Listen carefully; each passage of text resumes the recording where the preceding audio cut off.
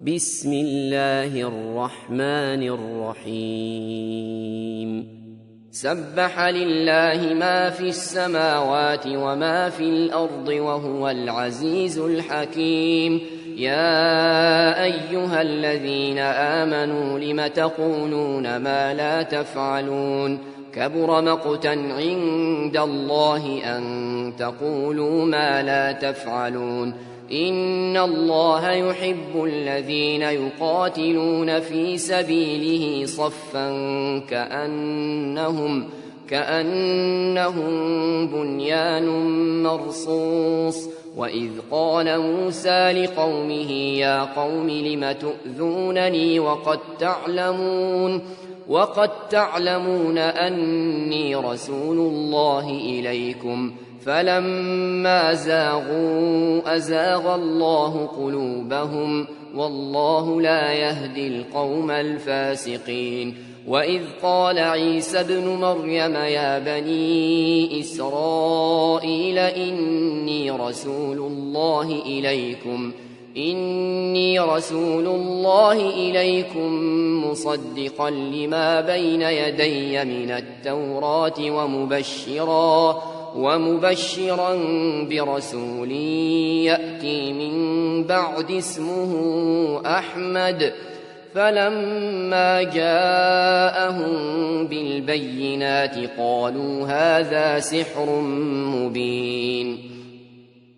ومن أظلم ممن افترى على الله الكذب وهو يدعى إلى الإسلام والله لا يهدي القوم الظالمين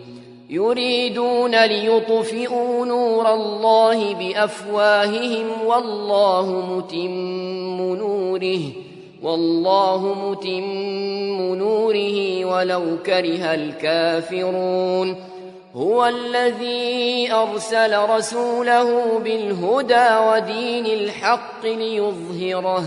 ليظهره على الدين كله ولو كره المشركون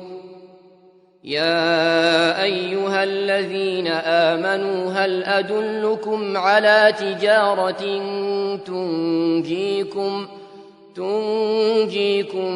من عذاب أليم تؤمنون بالله ورسوله وتجاهدون في سبيل الله بأموالكم وأنفسكم ذلكم خير لكم إن كنتم تعلمون يغفر لكم ذنوبكم ويدخلكم جنات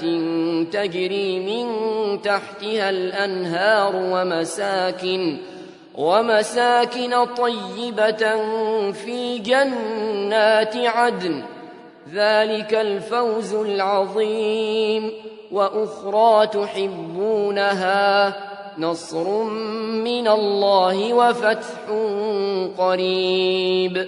وبشر المؤمنين يا أيها الذين آمنوا كونوا أنصار الله